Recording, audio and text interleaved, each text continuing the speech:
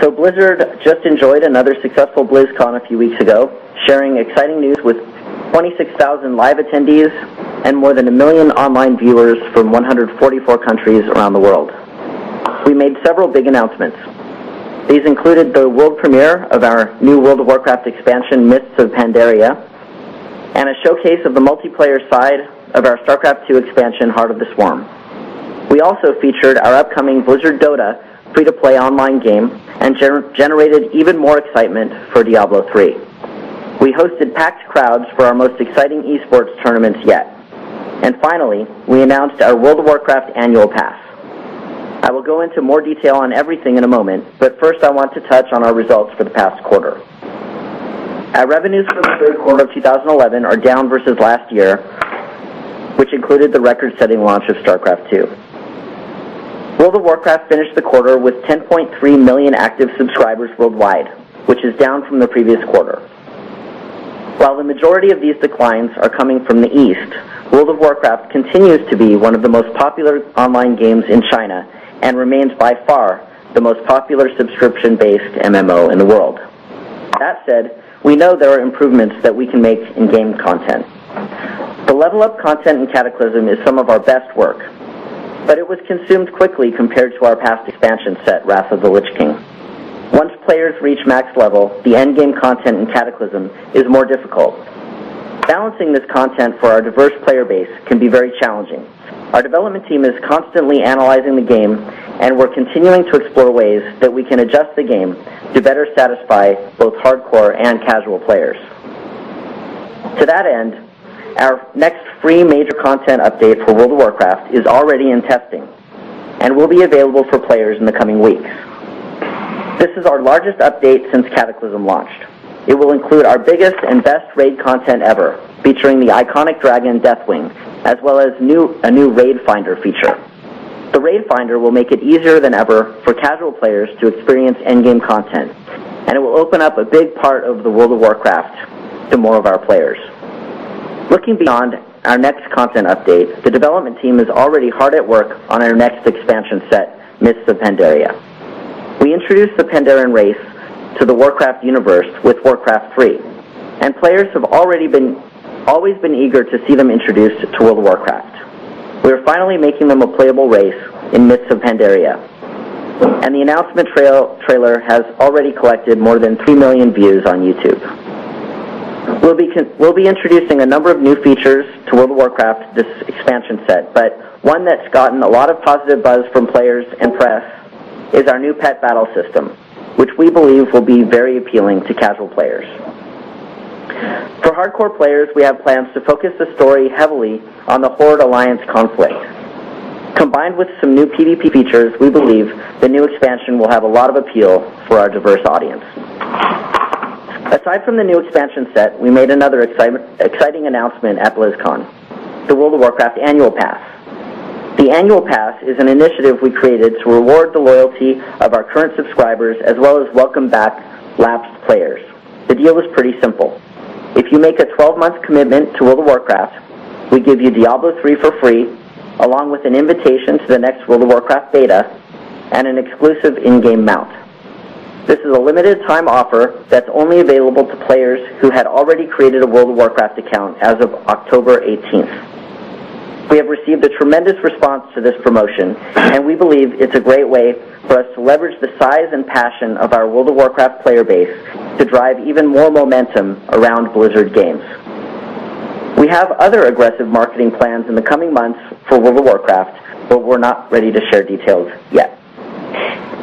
Closing out our discussion on World of Warcraft, we have recently announced that a new localized version of the game will hit the Brazilian market on December 6th.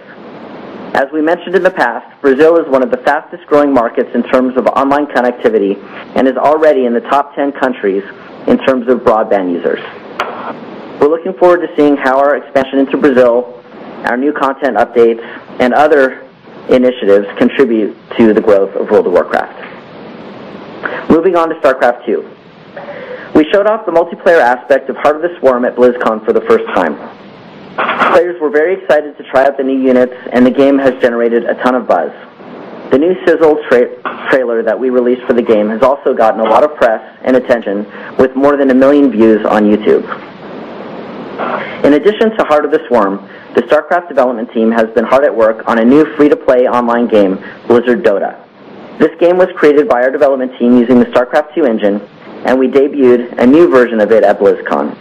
Blizzard DOTA drew a lot of positive interest from press who attended the show, and will be our entry into an increasingly popular genre of online games.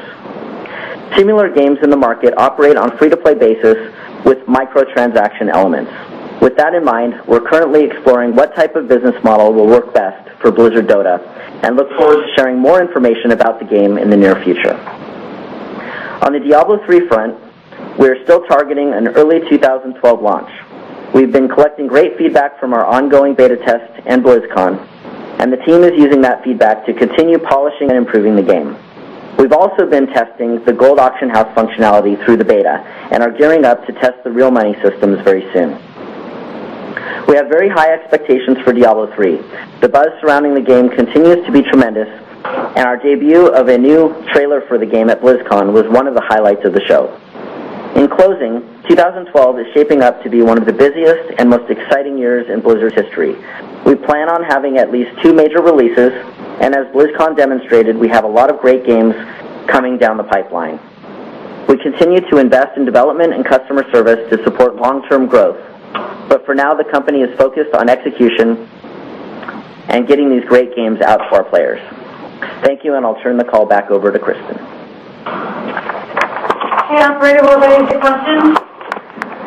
Okay, thanks. Ladies and gentlemen, if you'd like to ask a question, please signal by pressing the star key followed by the digit 1 on your telephone keypad. And if you're on a speakerphone, please make sure your mute function is turned off to allow your signal to reach our equipment. Due to time constraints, we ask that you please limit yourself to 1 question each time that you queue up. Once again, please press star 1 to ask a question. And at this time, we will go to Brian Pitts with UBS. Please go ahead. Great. Hi, and congrats on another Call of Duty successful launch. Hey, can you give us some additional color on what's happening to engagement and subscriber levels for World of Warcraft, particularly following the big expansion pack announcement? Where do you think the subscribers are actually going? And I've got a quick follow-up. Okay, well, as you know, we don't provide forecasts on subscribership levels. What I'll say is that the announcements at BlizzCon were incredibly well received. There's a lot of excitement around the expansion and the upcoming content in the next patch, which will be introduced in the next couple weeks. It is currently in test on our public test realm, and we're very excited about that content. I guess I can say this. The majority of the declines were in the East. China still represents more than half of our global player base, and historically, December has been a very good month for subscriber trends. We have a number of initiatives planned. We plan to be very aggressive in terms of our marketing promotions, and we're looking forward to the end of the year. Great, and maybe this is a question for Thomas as well. How should we think about the Diablo 3 promotional offer that's being provided with the annual subscription option? Thanks. From our perspective, the reception to the offer has been phenomenal. As you would expect, I think it's a tremendous value offer for existing and lapsed WoW players, so we're not surprised. And I think it's going to continue to help broaden and deepen the engagement of the Blizzard community overall. And I think that's particularly desirable for us, because as we look into the future, I think we recognize there's more competition heading into the MMO genre overall, because it's a very attractive genre. So we want to make sure we continue to offer our players not only the best content, but also the best value. And should we assume that's a margin-neutral event for the most part? Well, we think that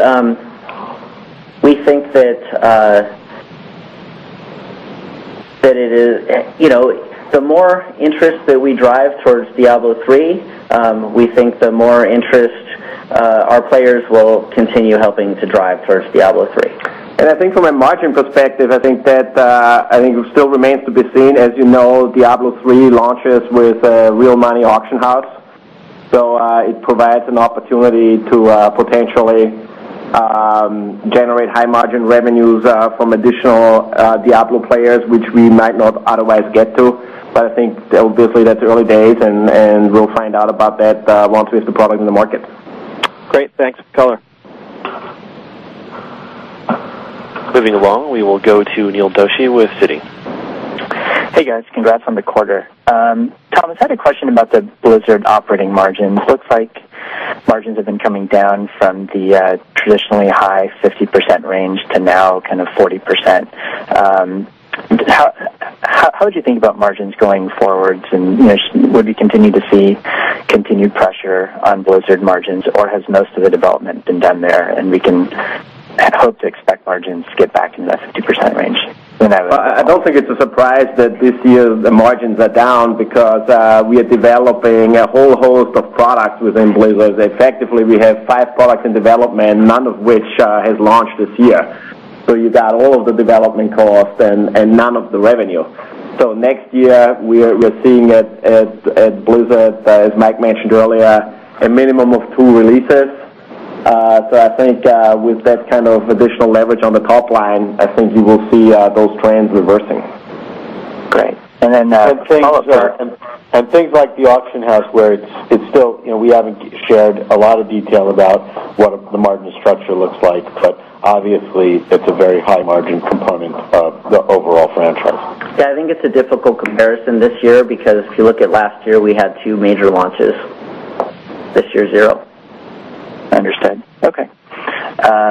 And then, Mike, on the Diablo beta, what learnings have you found so far from the players and the community, and how's the auction house testing going relative to your expectations? Feedback and testing have been extremely positive in the beta. Keep in mind the amount of content that we're exposing to players is very limited, because we do want to save the vast majority of that content for the actual release. But even within that small amount of content, people are playing it over and over, experiencing with the various characters, and we've been reading the feedback and talking to people at BlizzCon. One of the most common questions that I got asked at BlizzCon was just, hey, they want to get their friends into the beta. How do they do that? Of course, it's very difficult to do. Great. Thank you, everyone. Next up, we'll hear from Connor Irvine with Deutsche Bank. Yeah, hey, it's Jeetal Patel. Couple of questions. One, as you look at the Diablo Warcraft bundling strategy, I guess the idea behind that is to get as many users on Diablo, and the real opportunity from a monetization standpoint will be auction house in terms of the transactional flow there. I'm curious, how much do you think there'll be in terms of cannibalization of the packaged software sale through the bundling strategy? And then second, on Warcraft at 10.3 million subs, what's your best guess as to where that number kind of settles in at as we look out over the next 12 months or so? All right. Now, first, Gino, on Diablo, I think the benefits that we see from the Diablo offer are really twofold. I think one is going to, because it requires a 12-month subscription to World of Warcraft, it's going to extend the subscriber life, and as a result, it's going to generate more revenues, more high-margin revenues at World of Warcraft. And in addition, as Mike and Bobby mentioned earlier, we also think that the larger the Diablo community is, and the larger the marketplace around Diablo's real money transaction auction house is, the greater the opportunity to also generate income and have a long tail behind Diablo. And then on the subscribers, Mike mentioned earlier, we're not providing any subscriber forecasts. We haven't done so in the past. We're not starting right now. I think we're providing you a financial forecast, which includes, as always, prudent assumptions around all of our variables that go into our financial plan. Maybe if you look at auction house going backwards to the prior Diablo, or maybe what you're seeing in early testing, can you talk about how many transactions the average player typically does in a given month? Is there any way to quantify that? There isn't really, because the experience that we are going to offer is going to be so much better than anything players were able to see in the past on Diablo. So where we are really looking is, so that's number one. Number two, I think the general acceptance of gamers for a different type of business models that they've seen in the past and that are more microtransaction based has increased substantially over time. So we are really looking more for benchmarks really outside of currently relevant microtransaction-based games. And, as you know, those trends have been very encouraging. But for us, we'll have to see until we get into the marketplace. I mean, if we didn't think it's a significant opportunity, we wouldn't be doing it. Well, let me just add to that. It's really impossible to extrapolate behaviors from the limited beta experience we're offering to, the more open-ended ultimate Diablo 3 experience. But if you look at Diablo 2 and even Diablo 1 player behaviors, there was a big need to trade items between players, and we found that a lot of our players were going to third-party sites to perform that trading. And so, the main reason that we're doing this is to provide them a safe and secure environment to perform this trading. We think it's going to make for a better game. We think it's going to lead to longer engagement with the game, and but in terms of the volume, I think it's very difficult to predict.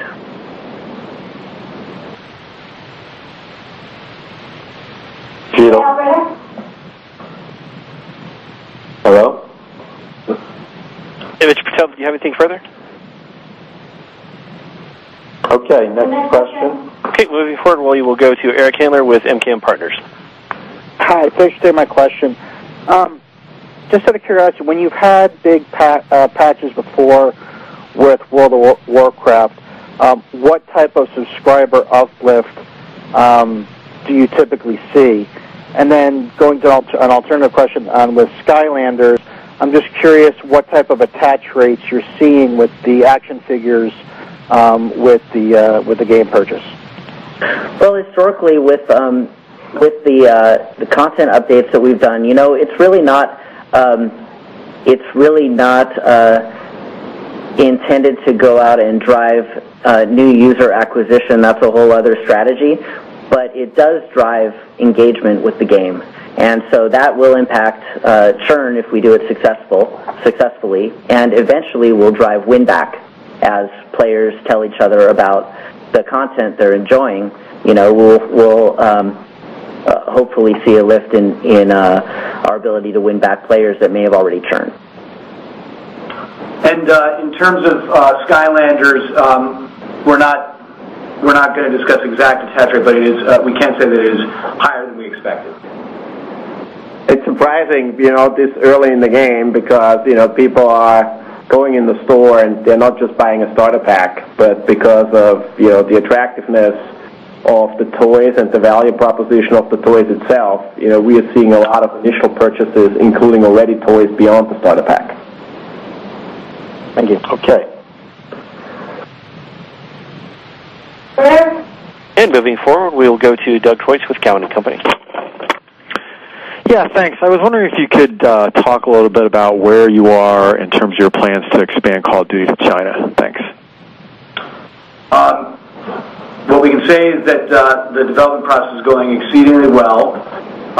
We already have operable versions of the game on the proper technology, and it translates beautifully to that market. We've built a microtransaction engine, and it looks the game, I think, looks revelatory compared to what is currently available in the genre in the market. So development goes very, very well, and our plans are ahead of schedule. Great, thanks.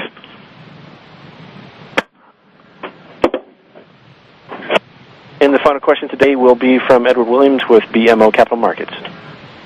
Good afternoon. Just a quick question, Eric. If you can just give us a little bit more color on Call of Duty Elite, how significant is that?